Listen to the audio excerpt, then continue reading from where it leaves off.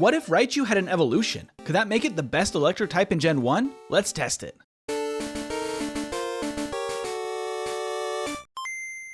Gorochu was one of the beta designs that was lost to time from Gen 1. It was intended as an evolution to Raichu, which would have given Pikachu 3 stages. It's hard to know what it would have looked like in game. The only real evidence we have is a back sprite. I will be using that back sprite today, but for the front sprite I had to dig deep and find the best interpretation that I could see to follow the Gen 1 style.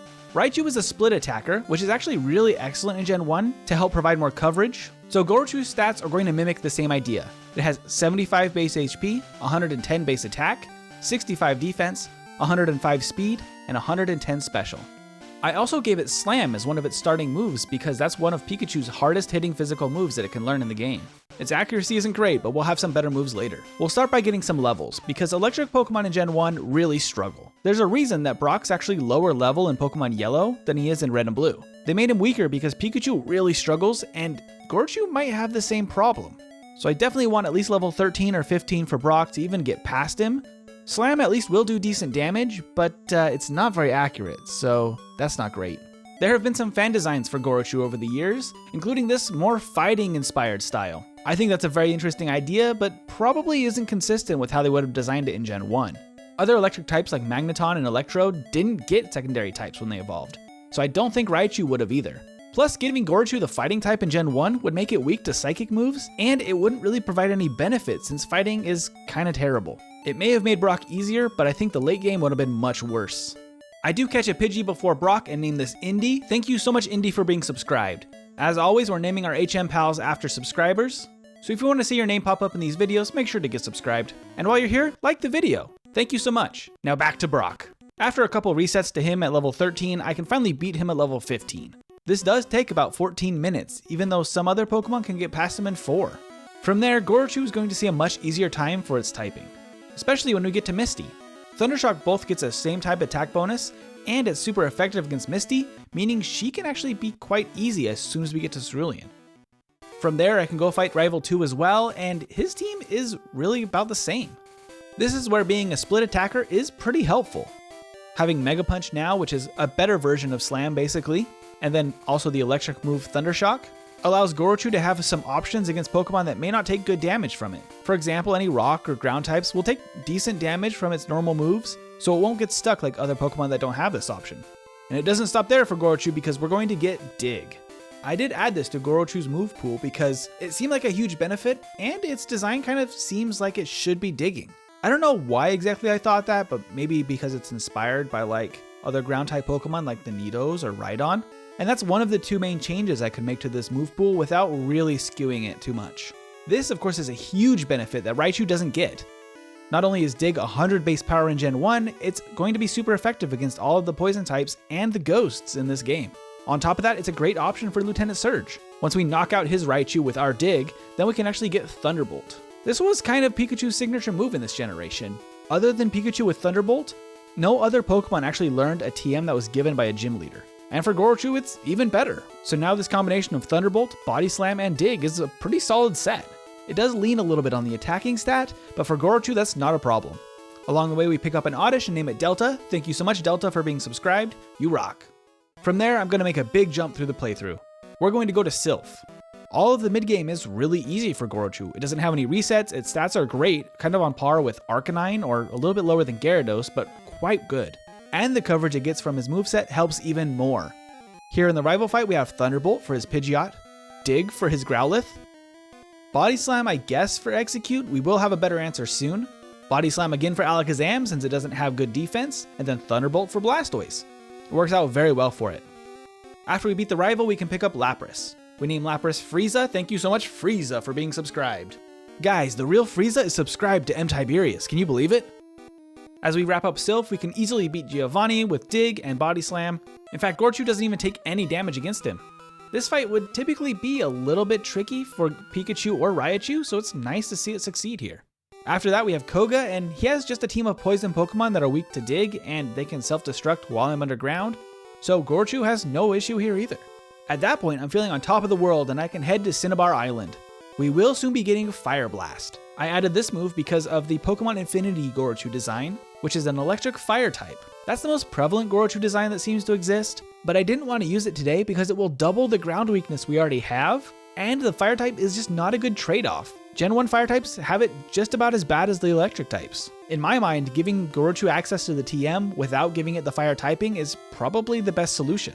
Of course, Blaine is no issue. In red and blue, he's not very good, but that means we only have 2 battles left.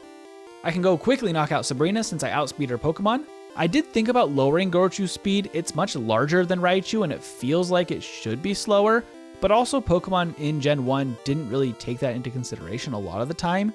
Basically, as soon as you evolve, it's always going to add to your stats. So I just added 5 only and kept it really similar to Raichu's speed. I think that was a good solution. Either way, I'm at a great level now, so Sabrina's no problem, and that means we only have 1 badge left, Giovanni. Now this is a very difficult fight for electric Pokemon in Gen 1. He has a whole team of ground-type Pokemon that can do a ton of damage. They don't have Earthquake in red, but it doesn't seem to matter. Gorochu is just doing incredible damage with a combination of Dig, Fire Blast, and Body Slam. If this was Pokemon Yellow, I might have needed to rely on Mimic, but either way, I don't think Gorochu would have struggled. It's time for the final battle before we head to the Elite Four against our rival. And in red and blue, he's not very good here. His Pokemon aren't evolved yet, and Gorochu has incredible coverage at this point, and it has Fire Blast now for Execute. So with all of that, it can beat the rival, again, without taking a single point of damage. I'm starting to really want Gorochu to exist because I love Raichu. It's probably one of my favorite designs, and I would easily pick it every time as my electric type, even though Jolteon is definitely better in Gen 1. But this boost of power to Raichu just feels so nice since Pikachu is just very underwhelming in these games. But after picking up a couple items and completing Victory Road, it's time for the Elite Four. And it's looking like even with a 10-minute time loss at Brock, Gorochu might still finish under an hour, which is really good. First up is Lorelei, and I'm not worried here at all. In fact, I don't even use my rare candies because Thunderbolt is going to do great damage against her team. And in red and blue, her Slowbro isn't quite as intimidating as it is in yellow. So I can actually just quickly do a ton of damage to her team. I can get to Jinx. I don't have any super effective damage here, and I do take a little bit. As long as I don't get frozen here or at Lapras, I think it should be an easy win. We get confused, but we make it through. And then there's the hiker that hangs out in the next room. You would think that he'd be quite good here, but Fire Blast does great damage despite not being very effective, and Thunderbolt can take out the fighting Pokemon quite easily. With the hiker defeated, it's time for Agatha, the creepy ghost master. But here, Dig gives us very consistent damage against them. Thunderbolt is nice here for Golbat, otherwise Dig is basically a one-hit on her entire team. This is showing how much of a benefit it is just to have a couple of different types in your learn set, and I'm really wishing Raichu got this. That means last in the Elite Four is Lance.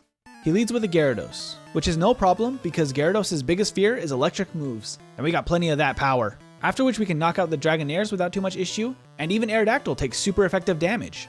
We don't have a good answer for Dragonite though, and its Slam and Hyper Beam just do too much damage and give us our third reset. That's really unfortunate because I have to reset, take some time to use some items, and I lose a few precious seconds. I think this might give up our sub 1 hour time. We go in and it goes basically exactly the same up to Dragonite. Here I use Thunderbolt. It does a little bit more damage because I'm a higher level now. About half. It goes for Barrier, and then I can knock it out on the second turn.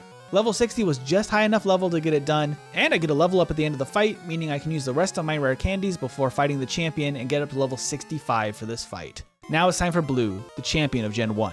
And Gorochu has an excellent set here. Thunderbolt and Body Slam get us through his first 2 team members and get us to Rhydon quite quickly. Here I have to rely on Fire Blast. I don't have really any better options for rock types. Dig maybe would work, but I think it has too much defense and it would have done about the same amount of damage. A Lucky Burn makes it easier, and it means I can get to Arcanine and use Dig.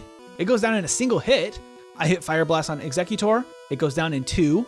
We level up to 66 against Blastoise. Here I'm confident. I hit the Thunderbolt, and it goes down in a single hit. That means Gorochu has beat the game in 1 hour and 37 seconds.